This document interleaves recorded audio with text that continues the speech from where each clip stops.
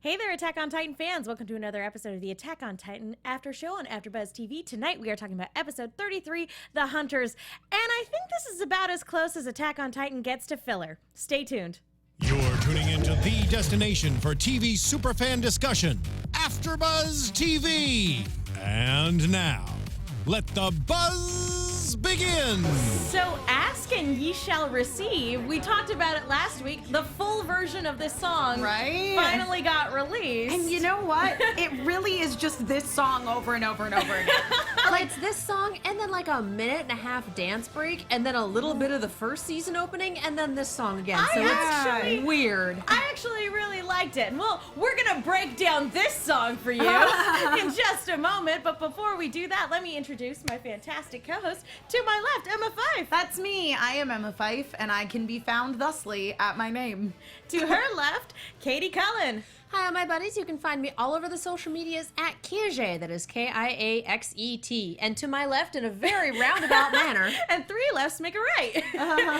Thank you, Cosmo. I'm Megan Salinas. You guys can follow me on Twitter and Instagram at the Menguin. That's TheMenguin. Be sure to also take a gander at the hashtag ABTVTitan if you guys want to keep up. We've also got you covered on the live chat. Sadly, Alexis Torres could not join us tonight. She was on the wall when the Colossal Titan went down, so she's taking some recovery injured time. by a Titan. And guys, as soon as we are done with this after show, we are going out there and seeking revenge. Right, just like how this episode ended, where it was like, literally, they're like, everyone who's still alive, come meet us on the wall. Bring your horses, we're going in. We have till sundown. Angrily eat some crackers and then go. I'm sorry, crap out of this bread. They were rations, as explained in the eye catch. Oh yeah. But they looked like very large saltine crackers. Because there was very little but they else were like, to illuminate. But they were like this episode. chewy, like power bars. Like, Attack on Titan lembas bread. Yeah, it looked real not good. At least as according to Hans, like they have a neutral taste. They're neither good nor bad, which is probably the best you can hope for when it comes to rations. Yeah. But yeah, before we get into that, I do want to talk about the full version of the opening. Right. For one, I really liked it. I love Wings of Freedom a hell of a lot more. Yeah. But it's a very flawed song. I don't know if it's just the way the recording was, kind of got released, but the sound mixing is really weird in the beginning. It is a little bizarre. For me, this is what it is. It's that Wings of Freedom has that really strong bridge, and that's what's so good about the full version of the song. Like, you really get something else out of the song by listening to the full version of it. This one, it really is kind of just more of the same. There's a second verse that's short. And then they go back into the chorus, and then again there is just like a weird dance break.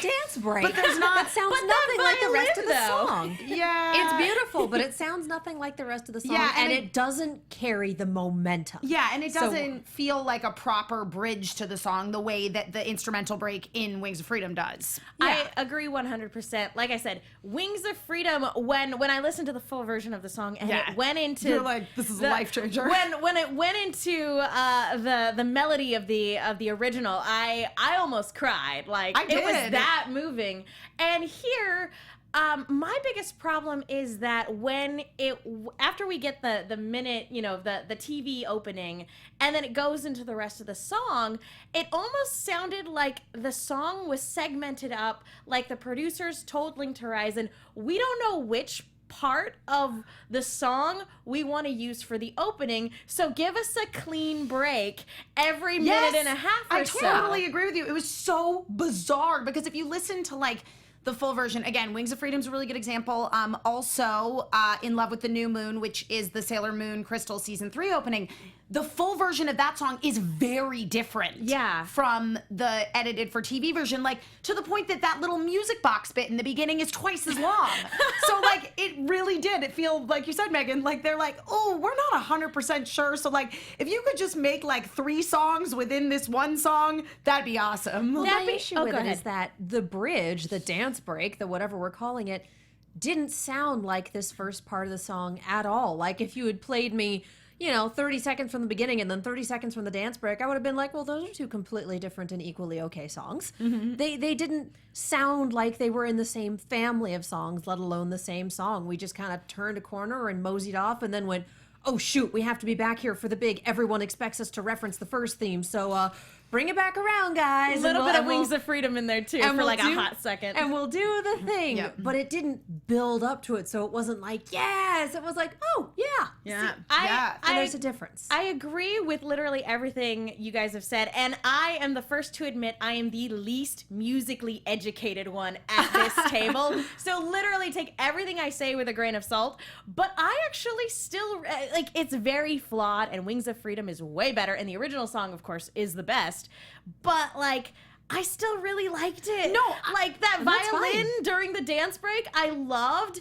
And even though it's kind of expected and kind of cliche, when it went into the original, theme, and you even hear the cape flap right before going into Sasageo again, like, I was like, ugh, it gave me goosebumps. And I'm like, I know I'm being manipulated, but I don't care. No, I think that the main melody of the song and what we hear in the actual opening of the show is very strong. Oh, yeah. Like, on its own, I liked that initially better than I liked Wings of Freedom, even though Wings of Freedom is still my favorite overall composition. Same here. But I just think that as a full song, I didn't get too much more out of it by listening to the full version. The first opening is the best standalone for sure, especially because they're still referencing it 2 songs later. The best companion one is Wings of Freedom. And until we get the next season with the next opening, I think it will remain that way. That being said, this one has an incredible first 90 seconds, but the rest of it really doesn't do anything to add on to that or help it in any capacity. It's 90 seconds and then the musical equivalent of dead weight.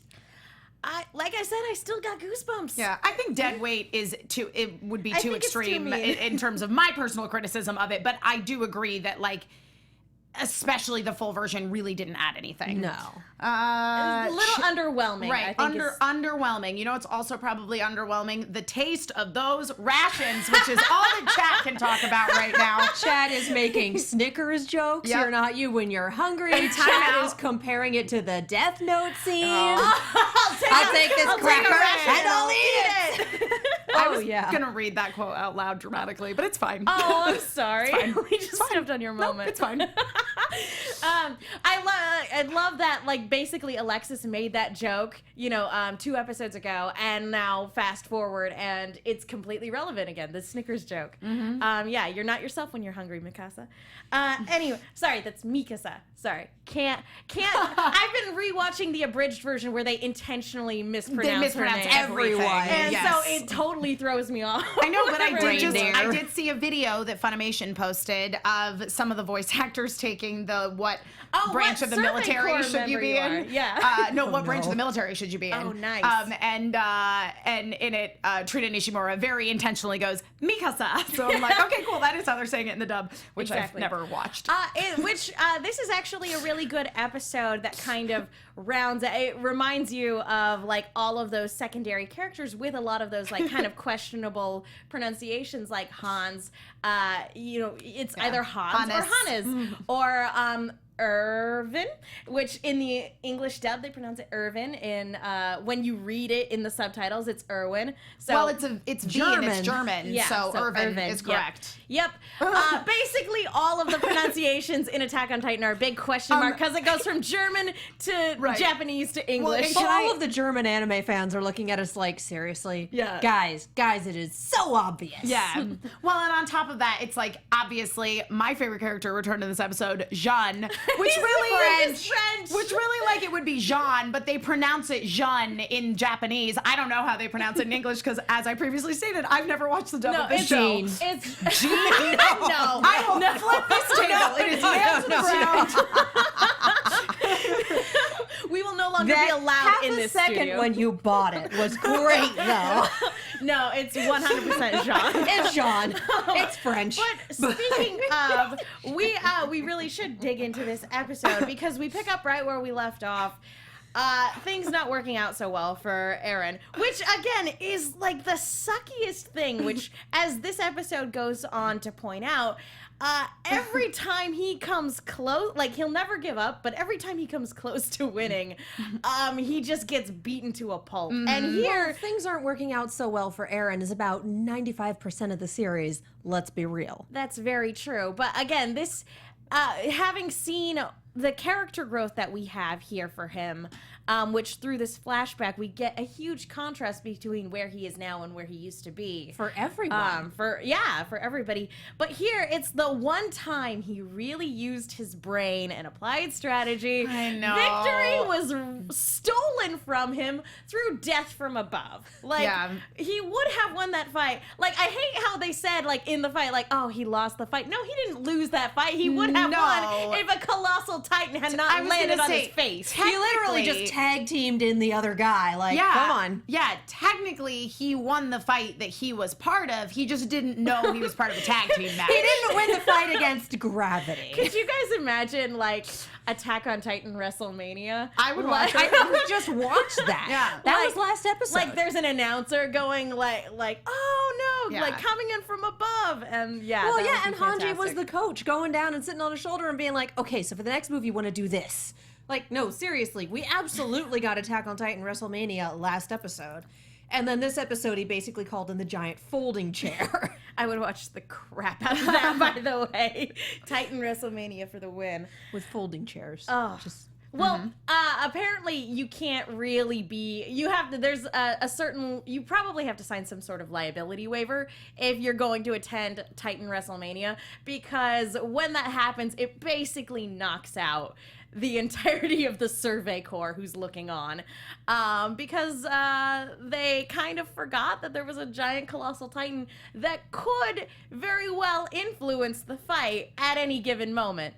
And as we see for sure, I mean, that was, some guy didn't emerge from the wreckage. some guy is really super dead, and Bertold has his gear now. Yep, and that Like, is that's exactly how that why went. Bertolt killed Some some guy. guy. Our dear friend. He will didn't be have missed. a name. He didn't actually have a face ever. He probably did, maybe in the background in some other episode, but Oh no, not someone. Oh no. Some guy. Someone will be missed.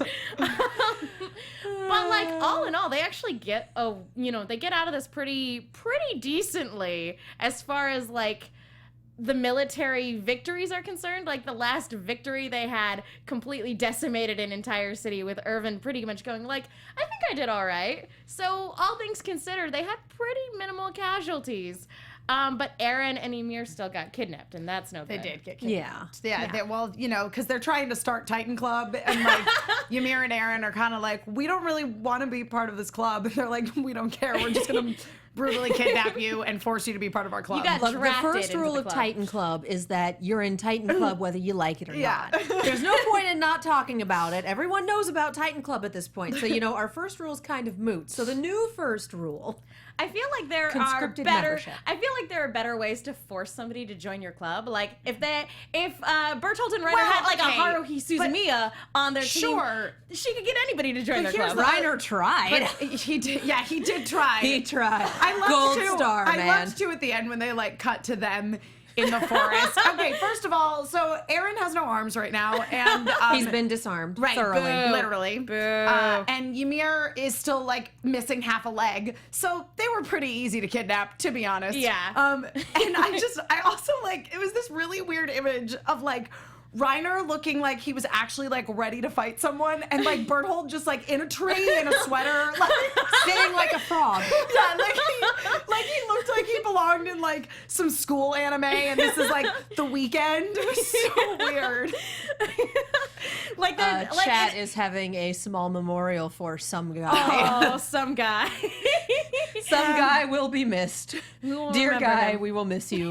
Hashtag fodder guy. I would love to read the obituary for some Some guy. guy. He grew up in some place with some people. He is survived by some family. But yeah, you're absolutely right. In a completely different anime, they would be on the roof of the school Yeah, right now. yeah, Like, that's what it looked like. but I also really love that even though Eren has no arms, they are still on a completely different tree branch, and Reiner's like at the ready, like he didn't trust to be on the same tree branch as Aaron because Aaron's gonna like bite his ankles or something. I guess. Well, he's been with Aaron for how long? Aaron is not smart. No. Aaron is very headstrong. Aaron is very rush into things when he's mad. And Aaron is very angry right now. And Aaron would absolutely like just run straight at him and like try to headbutt him if need be. So or just try to knock him out of the tree if he thought the impact would kill him. it's like the fight in Monty Python with the Black Knight. Yes. Like, Bite your legs off. 'Tis merely a flesh wound. No, it's not. Some guy, arms clean off. some guy OVA, some guy cosplay, RSVP to some guy's funeral. That's like this show's mascot now, isn't it? It's just some guy. Send the flowers to some family. Oh, also, there was some really weird. Gosh, I'm trying to remember what the weird translation was. It was something that Armin said to Mikasa that was like translated. It must have been completely incorrect because the way it was made zero sense. Oh man, I wish I'd written it down. At the time, I was like, I'm gonna remember this, and now many hours later, I'm like, I don't remember anymore. Shoot. But yeah, no, there are definitely some parts of this episode where it's like, I'm not quite sure what they were trying to say there, but we get the gist of it. Yeah, we understand. Let's talk about Armin and Mikasa for a little bit because much like the last episode was very much Aaron's episode after a long stretch of side character development. This is an episode where even though a ton didn't happen, like we said at the opening, this is basically the closest Attack on Titan gets to filler. It is still very character driven for Mikasa and Armin, and mainly their relationship as a trio with Aaron. Yeah, this episode was all of season 2 of Walking Dead. You know what I mean?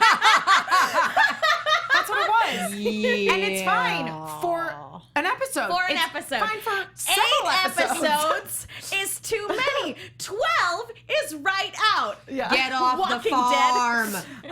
Anyway. She was in the barn the whole time. Yeah. Oh, God. I didn't even care. Anyway, different show.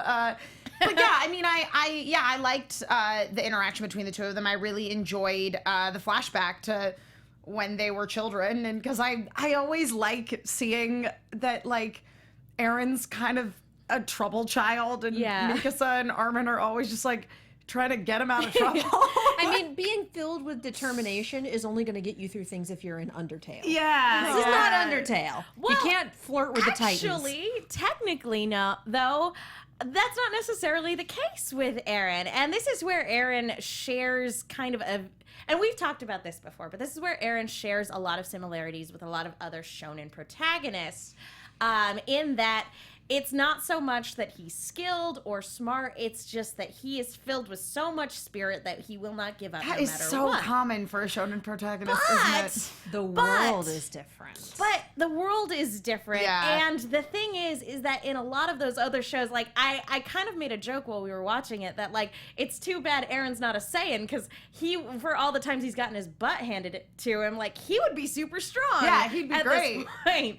But, like, this isn't one of those types of shows. He's not an Ichigo where he's going to get a power upgrade every time he gets punched in the face or things like that. Like, there's not going to be a 3-day training montage where all of a sudden he'll magically he'll be stronger. Yeah. Yes, he has magical Titan powers, but that was like a one-time deal, and he still doesn't know how to use them. Not really. And the only reason he did so well in this last fight is because he actually applied real world fighting techniques, right, and strategy and logic, and not some magical anime technique. That because Aaron would be an incredible shonen protagonist in a different kind of shonen show, in a more stereotypical shonen show. He would be just far and away the strongest guy on the field. Like, it'd be hard to catch him. But this is not that kind of world. This is a kind of world where humanity has only survived against the Titans because they're faster for the most part and they're smarter.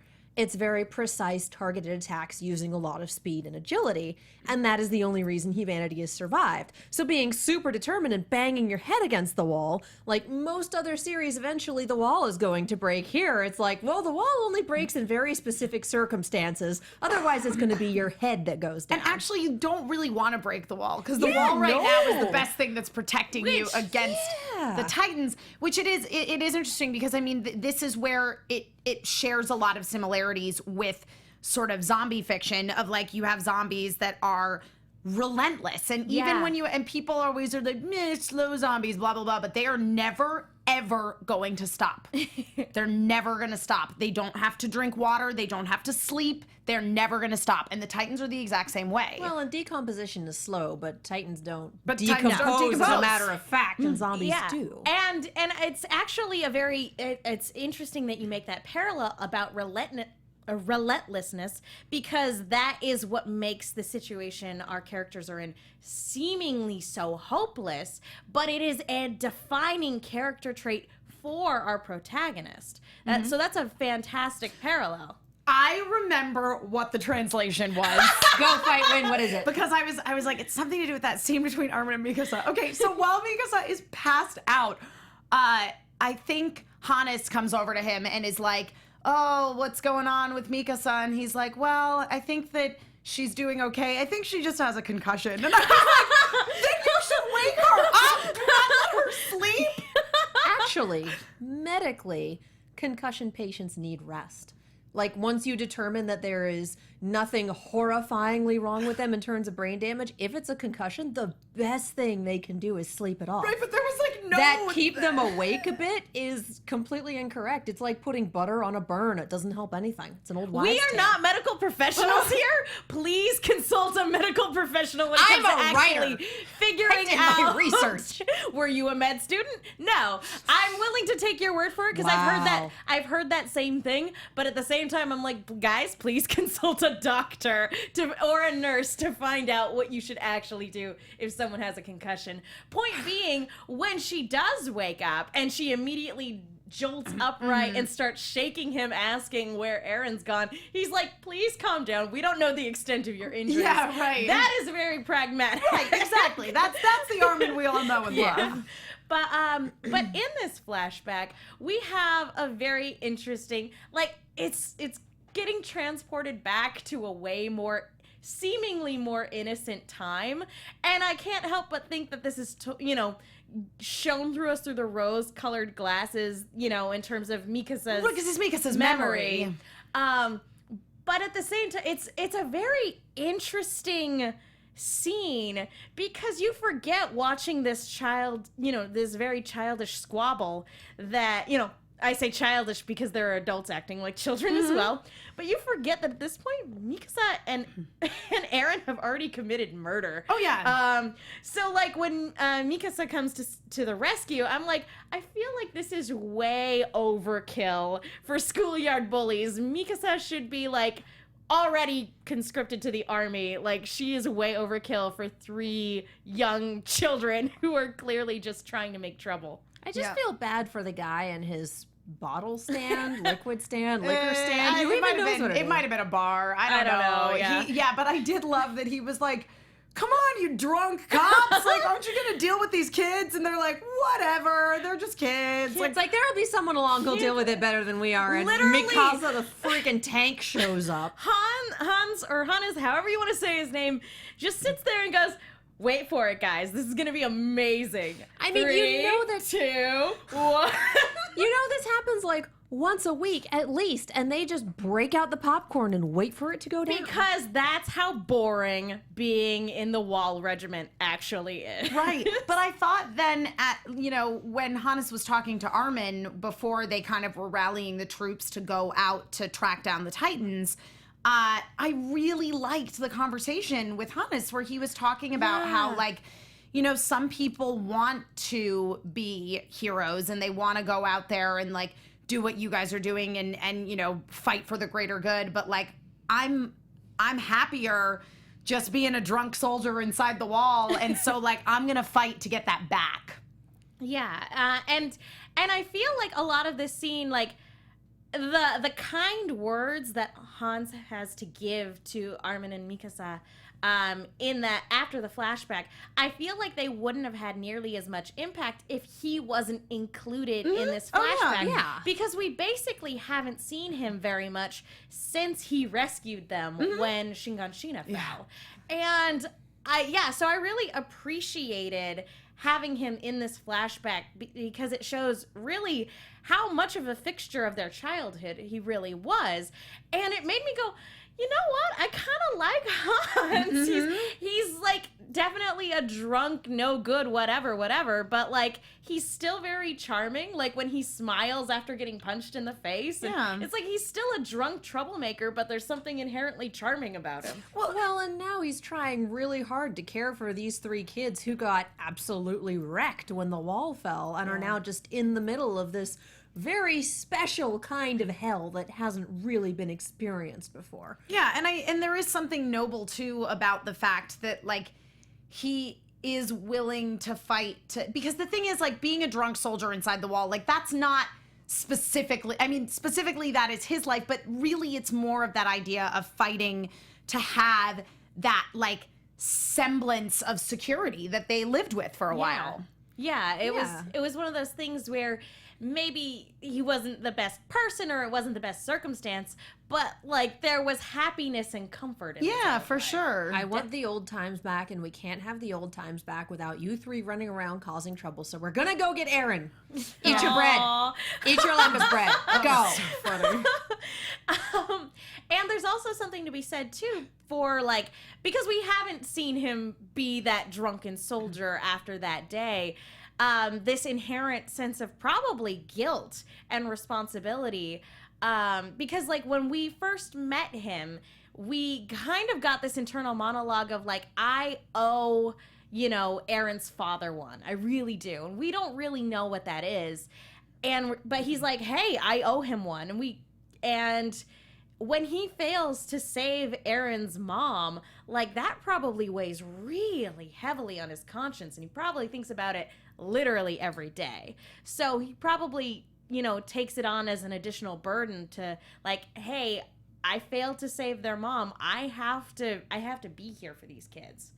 Or at least in the capacity that I can be, because I bet he also thinks that they don't really need his help all that much, except for in times like this. Yeah. Yeah. Well, and there's also knowing what you're good at. He's not good at pep talks. Yeah, he's not terribly good at gung-ho frontline. He's more pick up the kids and run. Oh. Which came in handy. And sometimes it's what you need to do. Listen, sometimes you gotta know when to run away. Sometimes you really do need to know when to grab the kids and just get out of Dodge. Yep. And sometimes your default is running away, and it just so happens that that was the right thing to do in that situation. And it absolutely was in that situation. The treatment for a concussion is rest. Okay, great. You want to cite your source? Is it WebMD? Because if it is... It's not. It's the Mayo Clinic. Okay, fair I'm not disagreeing with you. I'm just saying that, like... You should, like, figure out that that's what's going on before you're like, nah, just, like, pass out. You know the disclaimer that the voiceover does at the very end of our episodes, guys? This is why I'm saying consult a doctor or a nurse. Right. WebMD is a good source if you already know what you have. If you're trying to self-diagnose, you will go insane and believe that you either have cancer or a flesh-eating bacteria. I have spoken with someone once who self-diagnosed on WebMD and thought that they had a flesh-eating bacteria. That was not the case. That was not anywhere close to the case, but that's kind of what medical paranoia does to you. Yep, definitely. But if you already know what the issue is, they're a good source. Definitely. Anyway, like I said, neither here nor there. Right. That's a tangent. But I do, the other thing I want to bring up about this flashback is that Aaron, we talked about how he's the type of person that won't give up. He's also the type of person that will run off into trouble. The situation that we have set up in this flashback is that Armin was getting picked on and had food stolen from him. Aaron jumps in to intervene. Mikasa has to come in and save him, and then Aaron still runs off into trouble, even when it's been determined that the situation, no good can come from it. And he still goes off on his own. And it's interesting that they have that parallel of him running away, because in this instance, where they are in the present right now, he didn't run from them. He was taken from them. Oh, yeah. But like they're talking about it like he is always running off without them and leaving them behind. And like it's very interesting that that's the parallel that they've made. And we see Mikasa kind of regress a little bit because all she wants to do is stay by him and protect him. Well, and even just phrasing it as, why does he always go somewhere far away from us? It's a very, very young way to phrase that question. Well, they are very young. Yeah. But I mean... Well, you forget like because single digits young. But you forget because she's an incredible warrior. Right. And then in this moment, she just wraps a scarf around her and just like She also like murdered someone when she was like 11, so her growth might be a little stunted. After attaining super strength. Right. Yeah, I think terribly broken. Yeah.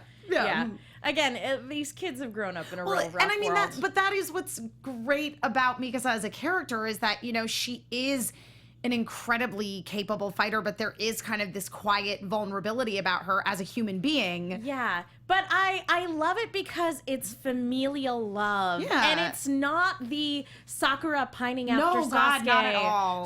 Thank God. sort of thing. This is a genuine, like, this is the only family I have left. Yeah, for sure. Kind of love. And like when it's taken away from her, it completely crushes her. And we've seen that more than once in this series. Like when she thinks he's dead, it was terrible. She was doing the thing that he always does and purposely throwing yourself into danger.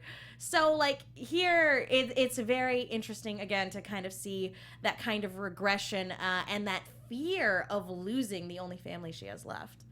Anyway, we've got more to talk about, but before we do, I want to talk to you guys really quickly about iTunes.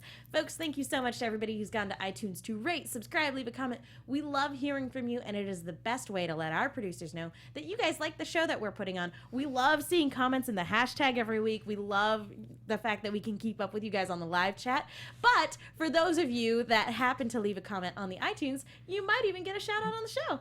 Yay! Yay! Okay, so we actually have 3 new iTunes reviews, and I just want to say,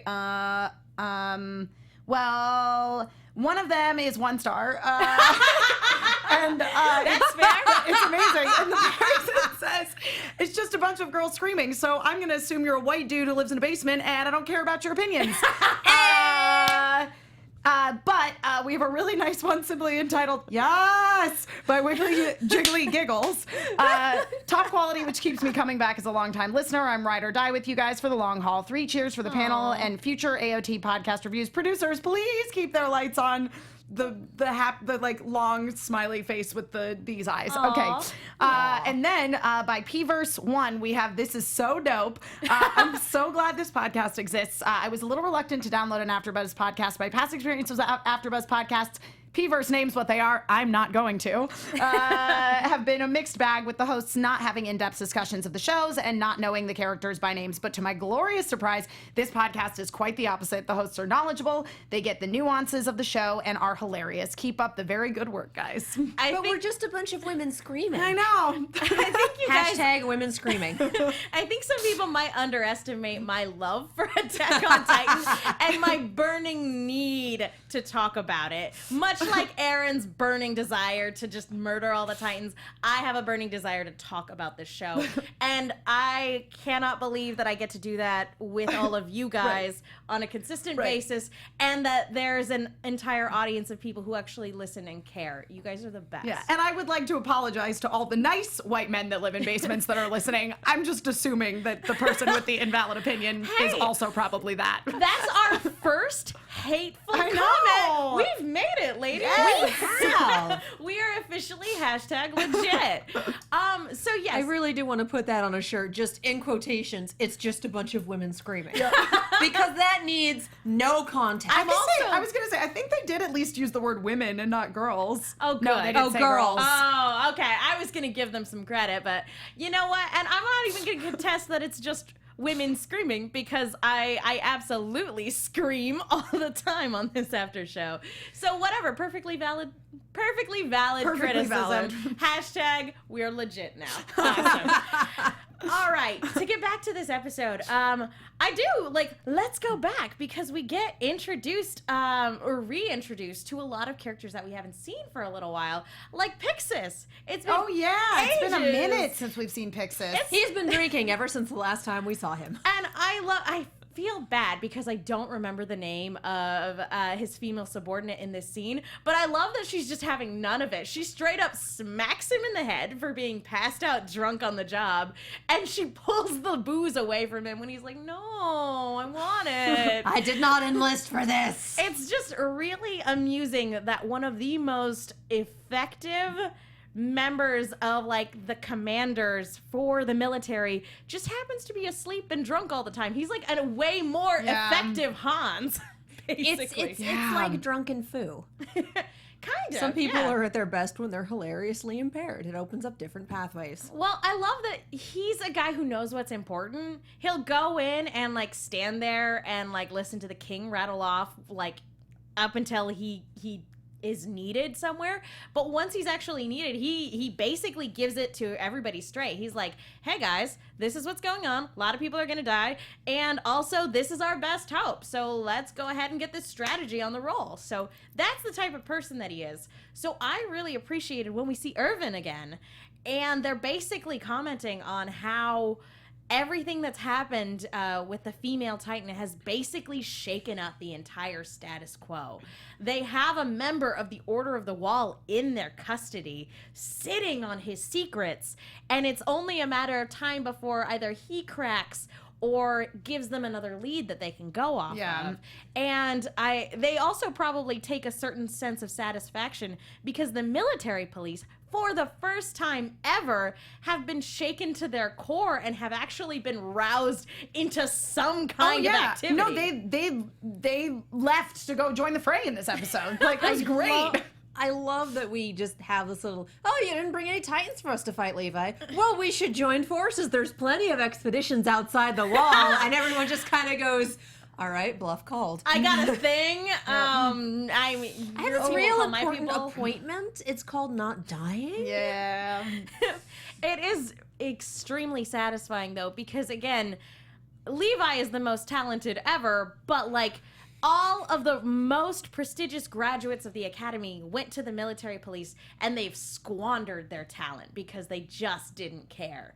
And so it's really interesting to see this group of very talented but cowardly people roused to action. And even though they're still reluctant to be there and into the fray, the potential that's there is also really, really intriguing because you do have this group of very talented people who just need to get their rears in gear. The question is whether or not they're still talented, because if they're out of practice and out of shape, what are they going to do? They might have been, they definitely need an 80s style training montage to get back into it, for sure. Too bad we don't have the time for that. There's always time for an 80s style montage, Katie. We'll use the dance break in the full theme. Oh, that's hurtful. Yeah. Yeah, I mean, I agree. Like, the military police is such an odd, it's such an odd phenomenon because it's like you have to be at the top of your class to get into the division of the military where you are the least likely to die because you're like as far in as you can possibly get. So well, otherwise, like that's the carrot part of it. Yeah. Because if you don't have an incentive for people to work their hardest, they simply won't. If it's we're taking the inept people and putting them when they're safe, people who are actually good will slack off because they want to be safe. So this really has people working their hardest, doing everything they can, and then hopefully, and we saw it with Aaron's class because right before graduation, everyone kind of went through yet another flavor of hell. But hopefully in the working hard and the training and the really thinking about it, the top of your class will say, no, I'm actually going to be wall guard. No, I'm going to be survey corps. No, I'm going to be whatever, instead of just taking the easy life. It's a strength of character thing. I'm really interested because when the military police were first presented to us, we see its corruption and laziness and self-serving nature like at the highest level. It's just a bunch of people who are in it for themselves and who, you know, are looking, and again, that's like the highest level of corruption in terms of like the military. But we've also seen the capacity for depth and change. Like, we have a character like Pastor Nick, who, again, is sitting on a bunch of secrets and is totally awful, but at the same time, when he sees the faces of all of the people whose lives have been ruined by Titans, he's still moved. And I think for a lot of the younger military police, I feel like we're going to see the most change from them because they're still the most recent out of the academy, and it was their comrade who caused the destruction within the inner wall. So I feel like those characters that we've only got brief glimpses of, I feel like they're going to be the ones that have the most potential for change. Yeah. Well, the most important thing is that Jean is back, you guys. I was gonna say. Did you just lose your mind? I was real happy, I have to admit. Like, I was watching, and I was like, oh, it's Jean. Like, for real, not in a flashback. He's him, guys. He's Suddenly, here. John. He's here, and that must be like super terrible to be like kept in the dark for so long, and then to have word come in and be like, "Hey, so we ran into everybody, and also 3 of your friends are Titans." I know. Excuse me, what? I know, and I loved too, like, going back to all of the rest of the people that were out in that fight, and they're all like passed out on the wall, and then they're slowly reviving to like go track down the Titans. But I liked that, like, Connie was sort of trying to come to terms with the fact that Bertold and Reiner were had betrayed them, and he was like, but I'm not going to believe it until I hear it from their mouths. And I was need to hear it from the horse's mouth. What got me was Hanji not being able to stand. Yeah. That wrecked me pretty hard. You want to talk to like determination? Hanji, after waking up from being passed out / potentially knocked out in a coma, wakes up and crawls her way over to Commander Irvin, grabs him by the ankle and is like, give me a map. And like, once they bring her a map, she's like, okay, guys, I'm going to tell you what our strategy should be, because... Get on my level, literally, because I can't stand right now. I really can't. And she is brilliant. Like, for somebody who has passed out for the last several hours, she is very quickly able to get a grasp on the situation and be like, okay, guys, this is what they're most likely to do. This is our time window. They are most likely going to be in this part of the forest because they're going to be exhausted. They have Titans to worry about. And, like, that's as far, like, and they need somewhere to kind of hide out until nightfall when Titans are less active, even though the validity of that is kind of up for debate at this point. I feel like at this point, the castle attack was a one-off. There was some weird stuff going on that entire day. Yeah, that was a thing that happened, but again, it's just a testament to Hanji's character that, like, even after all of that, she's like, guys, this is what we need to do. Someone get me to a medical bay now, please. Helen Needs Hugs in the chat is asking, how many episodes do we have left? Is it This four? was This was episode 8 of season 2. So we have 4 episodes left to kind of wrap up this particular arc. I feel like this is going to hit like right where we left off in the manga. I feel like that's it is too. Probably where it'll end. I feel like it's almost exactly where we left off in the manga. We picked a good point. But you brought up Connie, another character that, like, we only get a little bit of in this episode, Krista. I know, and I loved that moment between her and Armin where he's like, I'm gonna tell you to stay behind, but I know it's not gonna make a difference. She's like, nah, my girlfriend's out there. Do I look like a minor character to you? Like, I mean, it would be so easy for a character like Krista to be a damsel in distress character in literally any other sort of situation. She's basically, again, the Disney princess of this show, and she refuses to be a damsel in distress. She's going to be Amir's white knight, and it's going to be wonderful, I hope. She was in the top 10, wasn't she? Only because Amir made, like, intentionally got not top 10. Yeah. So, but... I mean, she still would have been like top 15. Oh yeah, no, she's very talented, capable, but yeah. But yeah, she wouldn't have been top 10 if it hadn't been Amir. That's not going to stop her. And then she joined the Survey Corps anyway. So and she also just saw firsthand, by the way, your former classmates are the Colossal Titan and the Armored Titan, and you're still going to go out and save your girlfriend. Yeah. I'm all about it. Yeah, my girlfriend's also a Titan. That's true. It's fine. Yeah, but I'm into that. I really enjoyed Krista a lot. I've really enjoyed Krista this season because I feel like she was a character who we just saw last season, and she was like this cute little blonde girl. And this season, we've just seen that there's a whole lot more to her. She went from being cute and mousy and adorable to, like, again, she's in this next episode, like, she's getting ready to ride out with the cavalry to save her girlfriend. Yeah, this season cool. she breathes fire. Yeah. Ugh, like, and that's so amazing. good. I'm so happy for that kind of development. It just it makes me so happy.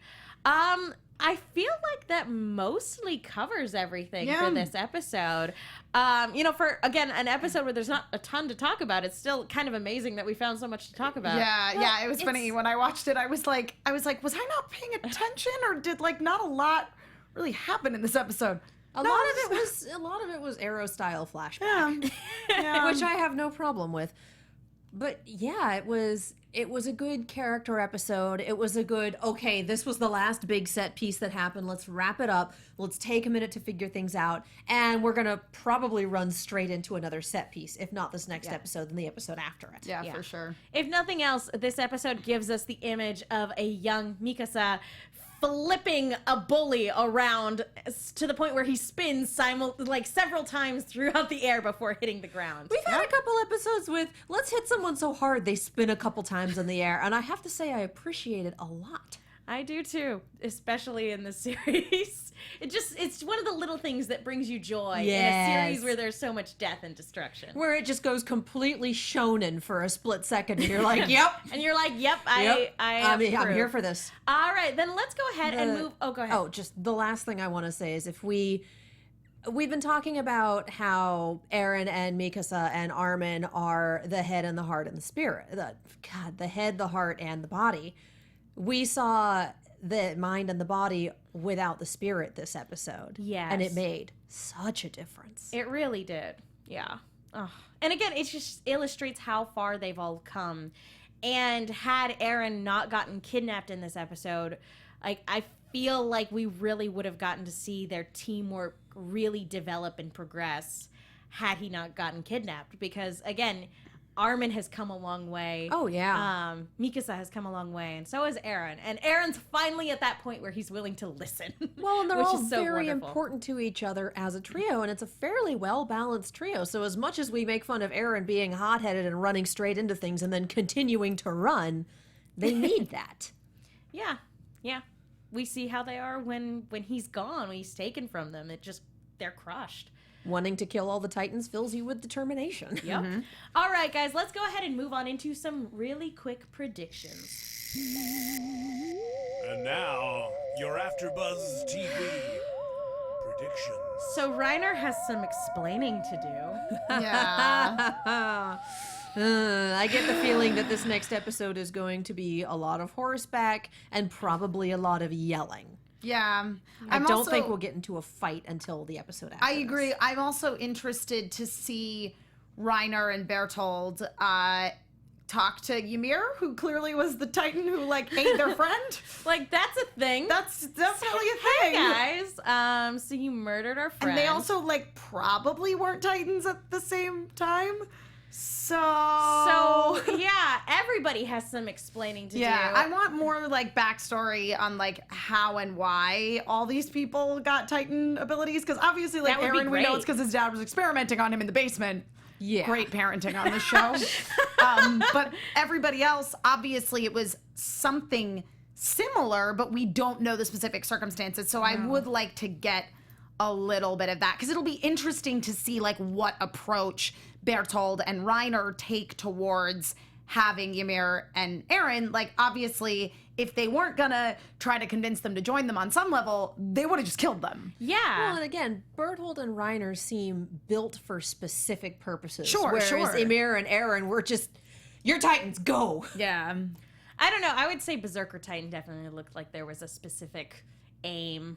I don't know, but we have no idea what Eren's dad was trying to accomplish with all that. Well, and Annie also seemed to follow the built with a purpose design. Yeah, definitely. Whether or not they have skin. Have they been engineered? We don't know.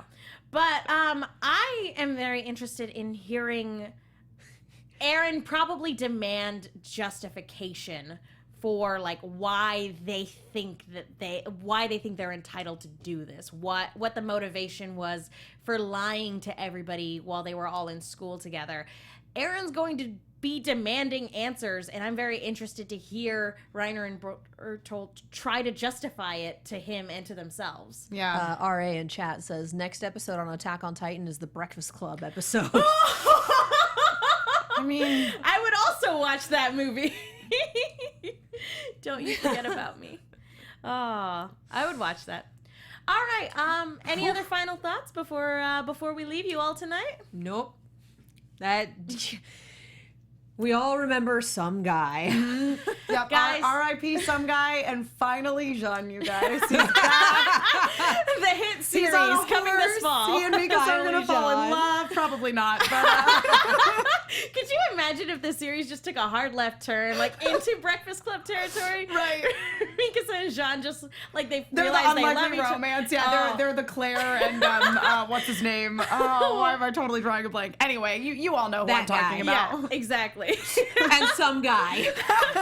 And they all hash out their issues while they're in detention, and Right, they leave. yeah, they just like smoke some weed and like have a great time. And they leave. They all part, not necessarily as friends, because they all go their separate ways, but with a deeper understanding of Yeah, one exactly, another. exactly. And they will always have that one day in detention. Up until they kill each other. Oh man, way to ruin it. Speaking of, just kind of a little side note, when in this portion of the manga, in the volumes that they release, the graphic novels, when Marco died, there's a silhouette of the top 10, and when Marco died, he disappeared from the back. And or it's not a silhouette, it's just all of them standing at attention like they do in the this opening. After Bertolt and Reiner are revealed to be Titans, they also disappear as well. So yeah, A little uncomfortable. it's one of those It's a things great where design choice. That's it's amazing. a I love brilliant that. visual, but it hurts me inside. Anyway, that's the only other thing I wanted to say tonight. Into it. Folks, thank you so much for tuning in. Katie, where can people go if they want to find you? Hi, my buddies. You can find me all over social media at Kiaxet. That is Kiaxet. It's also the same for YouTube. Things are occurring. The Arrow Season 5 finale is this week, so that's Wednesday night. Robots in Disguise, as always, is on Tuesdays. And I had something else. Oh yeah, June 1st, Red vs. Blue and Steven Universe. We're going to be covering the next 8 episodes. Wow. A lot of Red vs. Blue. The next 4 episodes of Red vs. Blue and the Steven Bomb and the movie that they're showing on Memorial Day. Oh, so boy. we're going to have a lot of Steven to talk about. That's so much stuff. Emma? I am Emma Fyffe. I can be found on Twitter and Instagram at my name, Emma Fyffe, EMMAFYFFE. Guys, come hang out with me tomorrow, 1 o'clock p.m. Pacific time, over on twitch.tv/hyperrpg. That is HyperRPG's Twitch channel. I will be streaming Persona 5. It's a real good time. I know some of you in the chat have joined me before. We always have fun. We're about to go take down the evil volleyball teacher, so it's a great game. That sounds Personers, amazing. man. It's amazing. Personers. Yeah, and also then on Friday nights at 9 o'clock p.m. Pacific time, check out Pencils and Parsecs, which is our Star Wars RPG that I am also a cast member of. So you should watch it because it's so fun. And crazy. be sure to follow Alexis at atorres890. Please tweet her your well wishes. We hope she joins us next time. And I'm Megan. You guys can follow me on Twitter and Instagram at the Menguin. That's TheMenguin. I am also on a bunch of shows here at AfterBuzz, and I write articles for the Movie Chick. That's Chick with 2 Ks. Be sure to check those out. Folks, thank you so much for tuning in. We will see you all next time. From executive producers Maria Menounos, Kevin Undergaro, Phil Svitek, and the entire AfterBuzz TV staff, we would like to thank you for listening to the AfterBuzz TV network. To watch or listen to other after shows and post comments or questions, be sure to visit AfterBuzzTV.com. I'm Sir Richard Wentworth, and this has been a presentation of AfterBuzz TV. This episode is dedicated to the memory of some guy. The views expressed herein are those of the host only and do not necessarily reflect the views of AfterBuzz TV or its owners or principals.